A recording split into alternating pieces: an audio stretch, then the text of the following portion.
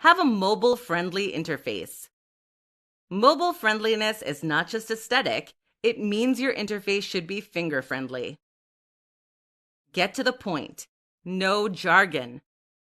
If your homepage is full of jargon that only mystifies your audience about what you do, then you need a drastic rethink. Fix broken links and pages. This looks unprofessional and it hurts your SEO. Link internally. Linking to pages within your site helps Google to index, and it also keeps people reading your stuff longer. This sends very strong metrics. Link out. Linking out to other relevant sites is a great way to provide more value to your readers and to create an association with high-quality content. Use strong imagery. Strong images can make a big impact on a visitor's first impression. It's very much worth spending a little money to access high-quality stock images, as it will make your posts far more emotionally resonant while also looking much more professional. 3 platforms for getting traffic from paid ads. Want more traffic visiting your page yesterday? The fastest way to gain traffic for a brand is to advertise. This way, you can create links directly to your pages that will be seen by a large number of people. There's no waiting around while your page climbs the ranks of Google. There's no laborious process of building a massive social media audience. It's just a direct route to the top and the immediate exposure that brings. But the question then is, where is the best place to advertise? And how do you choose the best platform for your brand? What are the pros and cons of each? In this presentation, we'll demystify the process of getting paid traffic. Google Ads. Google Ads are the first platform that springs to mind for many people when it comes to paid ads. In fact, Google advertising and PPC are almost synonymous for many people. Google Ads are ads that appear on Google search results. The full name is Google AdWorks, and technically, you're paying to appear on SERPs, search engine results pages. These are the pages that are generated by specific searches. So in practice, you are paying to have your ad appear when someone searches for a given phrase or word.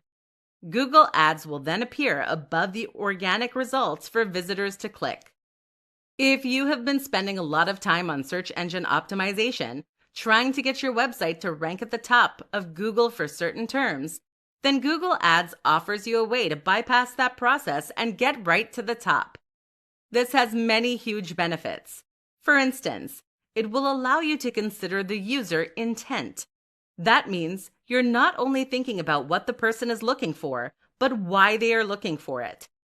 Certain keywords are more likely to be used when someone is shopping, for example, while others might indicate that they just want something to read. Finally, Google Ads have the benefit of letting you test certain keywords before spending a lot of time doing painstaking SEO. Facebook ads. Like Google Ads, Facebook ads are a form of PPC advertising. This stands for pay-per-click, and it means that you only pay when someone actually clicks on your ad. This is great news for small businesses and those starting out, because it means that you won't actually pay anything if your ad is completely unsuccessful. The other advantage of Facebook ads specifically is that they allow you to very carefully target specific people based on the information they share on the social network. Ads appear on the home feed, and you can ensure they show based on a person's age, sex, location, interests, social network, and even their income. YouTube ads. Finally, YouTube ads are a very underutilized form of advertising for businesses. These ads display on top of YouTube videos or play as videos themselves before videos play, a kind of evolution from television ads. YouTube ads cost based on the amount of views they get, but they have the distinct advantage of letting you convey far more information using a very rich media format. The result is that they can drive sales and cash in a way that other platforms simply cannot. 5 strategies for building a bigger email list. Your mailing list is one of the single most important tools in your arsenal that is probably also one of the most underutilized elements of your business. Many of us struggle to understand the relevance of mailing lists due to the simple text-based nature of emails. But if you listen to the biggest influencers and creators in any niche, they will tell you that email is fundamental to their success.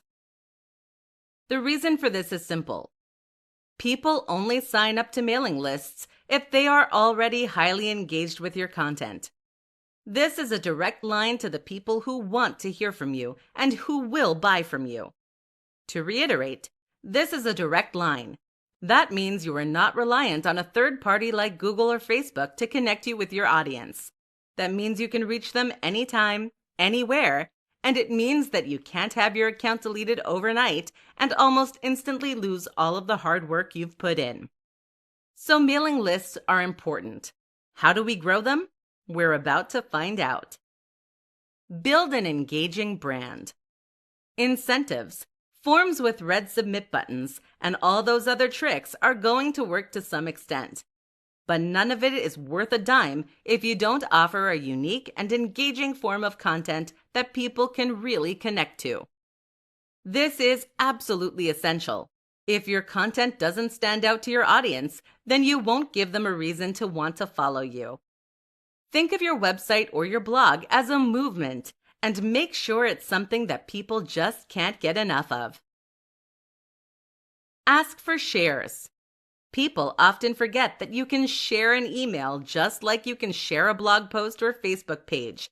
It's called forwarding. So ask your audience to forward your content, and you can gain some more growth that way. Deliver value.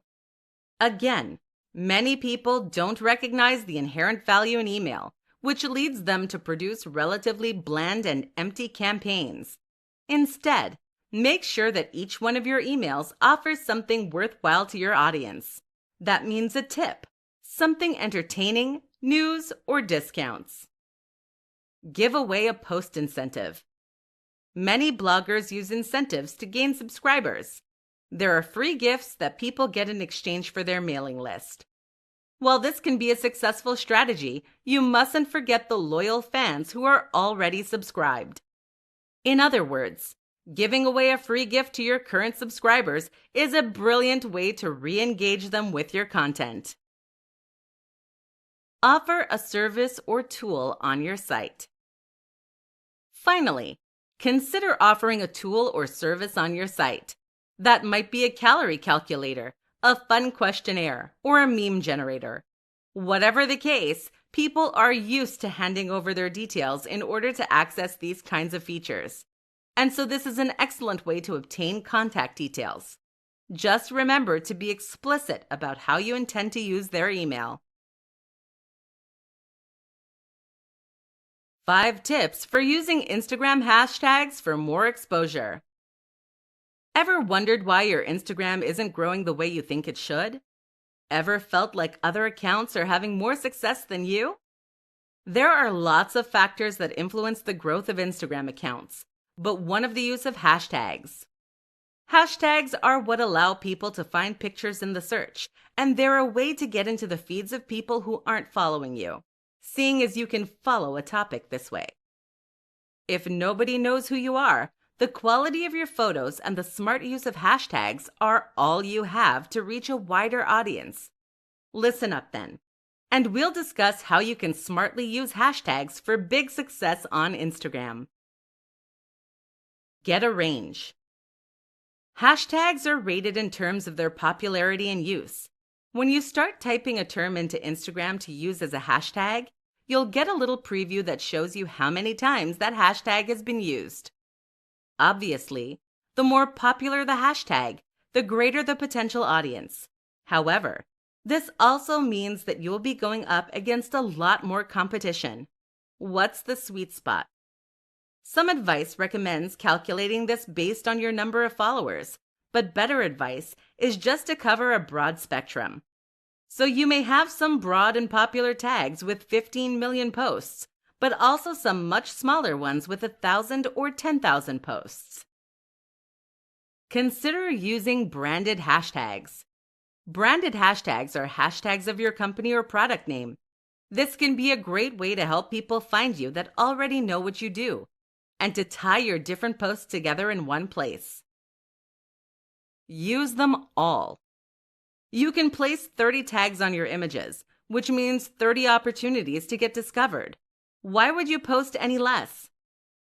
As one influencer put it, if you have 30 free opportunities to play the lottery, don't just play once. You do not get penalized for using lots of hashtags, so go for broke. Know the community. One of the most important tips for success is to have a genuine love and knowledge of the industry, community that you're posting in. If you're in this business just because you saw an opportunity to make money, then you will lack the insider knowledge that can lead to big success. Hashtags are just one way this comes out in the wash. No matter what industry or topic you're posting in, there will be phrases and terms that are widely used in the community. For example, the new movement culture often uses the phrase "just move" that was coined by guru Ido Portal. This therefore works as an ideal tag that is followed by a lot of people. Don't know what I'm talking about? Then chances are you won't have the inside scoop that can help you reach your target audience. Borrow ideas. Still stuck? The final tip I'll leave you with then is to try looking at successful accounts that you would like to emulate. This is a free way to get hashtag ideas that you know have potential to be highly successful.